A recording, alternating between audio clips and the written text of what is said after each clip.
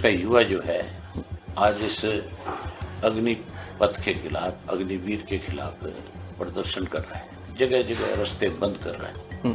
देश के प्रधानमंत्री को फौज में कॉन्ट्रैक्ट बेस पे भर्ती करने की बजाय परमानेंट भर्ती का फैसला लेना चाहिए। केवल और केवल कोई मेडिकल ग्राउंड के ऊपर ही फौज को छोड़ सकता था। अदरवाइज अगर कोई फौजी ट्रेनिंग के बाद के एब्सेंट हो जाता था, उसके खिलाफ वारंट निकलता था, उसको जबरदस्ती फौज में ले जाया जाता था। प्रधानमंत्री ने कहा था कि मैं 2 करोड़ युवाओं को रोजगार और नौकरी दूंगा हर साल। अब 10 लाख पे आ गए, और वो 10 लाख भी वो जो कॉन्ट्रैक्ट बेस के ऊपर। इससे ज्यादा बड़ी शर्म की बात और क्या हो सकती है। अग्निपथ स्कीम को लेकर देश भर में प्रदर्शन हो रहे हैं, आगजनी हो रही है, प्रोटेस्ट किया जा रहा है। इस मुद्दे पर हमारे साथ बातचीत करने के लिए इनेलो नेता अभय चौटाला हैं। सर, क्या कहेंगे? मोदी सरकार ने, रक्षा मंत्रालय ने अग्निपथ या फिर अग्निवीर के नाम से एक स्कीम निकाली है, जिसमें यह कहा जा रहा है कि कॉन्ट्रैक्ट बेस पर अब फौज के अंदर भर्ती की जा सकेगी। नाम ही ऐसा दे दिया कि जिससे पूरे देश में आज आग लग गई। पूरे देश का युवा जो है आज इस अग्निपथ के खिलाफ, अग्निवीर के खिलाफ प्रदर्शन कर रहा है, जगह जगह रास्ते बंद कर रहा है। देश के प्रधानमंत्री को फौज में कॉन्ट्रैक्ट बेस पे भर्ती करने की बजाय परमानेंट भर्ती का फैसला लेना चाहिए था। लंबे समय से फौज की भर्ती बंद है।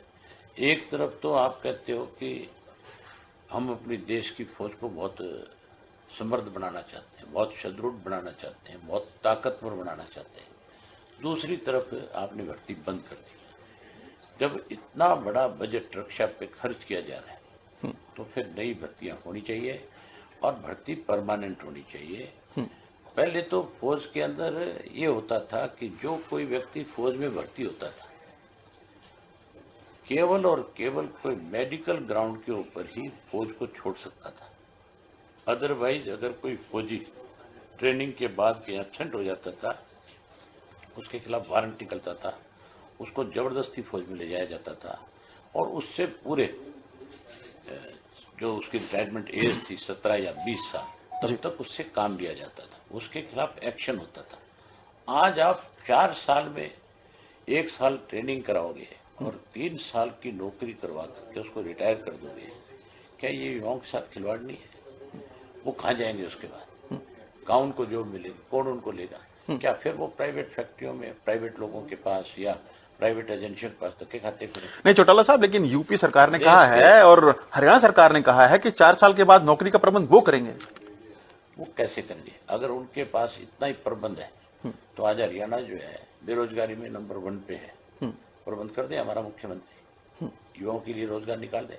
हमारे सरकार में बैठे लोग अखबार में बयान देते हैं मुख्यमंत्री के पद पे रह करके, उनसे ये तो पूछो आप कि मुख्यमंत्री जी आपने कितनी सरकारी नौकरियां निकाली है? या तो जितनी भी नौकरियां निकली है उनके साथ के साथ पेपर लीक हो जाते हैं, यहाँ पहले ही रिश्वत ले ली जाती है, पहले पैसे ले लिए जाते हैं, यहाँ सारी नौकरी कॉन्ट्रैक्ट बेस के ऊपर चल रही है। ये हालत उत्तर प्रदेश की है। कहीं किसी स्टेट में जहाँ बीजेपी की सरकार है कोई सरकारी नौकरी परमानेंट नहीं निकल रही, सारी की सारी जो है एजेंसियों के माध्यम से नौकरी दी जा रही है, अपने लोगों को एडजस्ट किया जा रहा है। ये सिर्फ अखबार में कहने की बात है। आज हरियाणा का युवा जो है वो सबसे ज्यादा पीड़ित है, क्योंकि इस सरकार में बैठे लोगों ने बहुत बड़े बड़े वायदे किए थे, बहुत बड़ी बड़ी बातें कही थी कि हम हरियाणा से युवाओं की बेरोजगारी खत्म कर देंगे। यहाँ 75% युवाओं को आरक्षण की बात कही गई थी। कहाँ गया वो आरक्षण? कौन सी एक भी इंडस्ट्री में बताओ मुझे अब तक एक भी हरियाणा के बच्चे को कोई जॉब मिली है?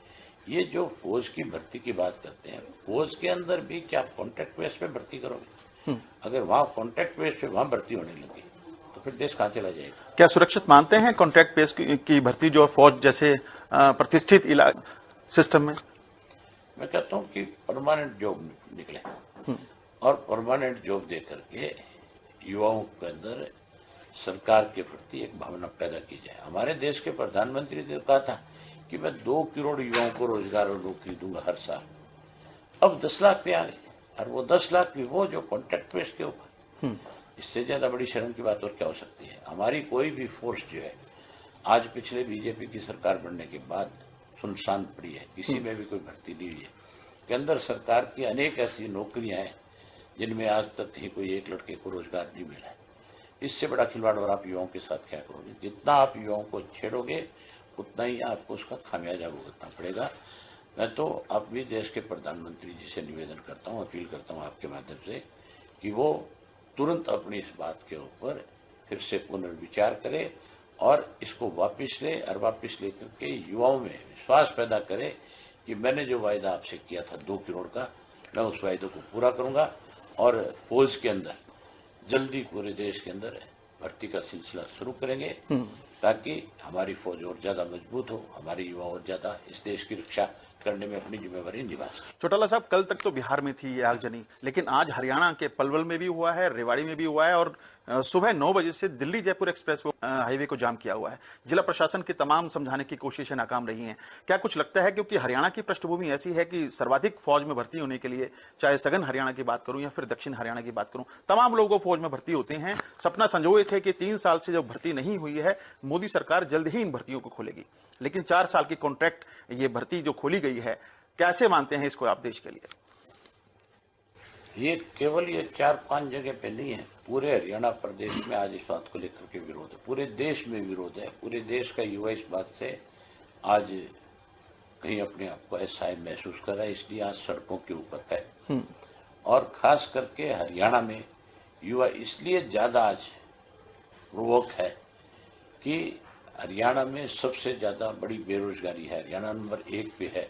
हरियाणा की सरकार ने युवाओं के साथ सबसे बड़ा धोखा किया है और आज जो युवा है कहीं इस बात को लेकर के अपनी नाराजगी सड़कों पे आकर के व्यक्त कर रहे हैं। मोदी सरकार कह रही है कि आने वाले 1.5 साल में 10 लाख 11 लाख नौकरियां देंगे युवाओं को। हम जो 2 करोड़ की बात करता था वो 10 लाख पे आया, इससे बड़ा धोखा और क्या होगा?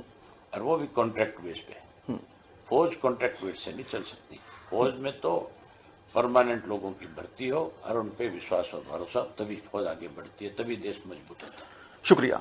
तो ये हमारे साथ इनेलो नेता अभय चौटाला थे। देखिए, इस अग्नि पथ स्कीम को लेकर सोशल मीडिया पर काफी ज्यादा रोष प्रकट किया जा रहा है, विरोध प्रदर्शन किया जा रहा है। न केवल सोशल मीडिया पर बल्कि ग्राउंड के अंदर अब देश भर के अंदर आगजनी की घटनाएं हैं। युवाओं में खासा आक्रोश देखने को मिल रहा है। हाईवेज को जाम किया जा रहा है। राहुल गांधी ने भी इसके ऊपर ट्वीट किया था कि 1 रैंक 1 पेंशन को लागू नहीं किया गया। अब इस स्कीम के बाद 9 रैंक 9 पेंशन जैसी स्कीम को लागू कर दिया गया है। कैमरामैन जितेंद्र शर्मा के साथ नीरज वशिष्ठ, गुरुग्राम।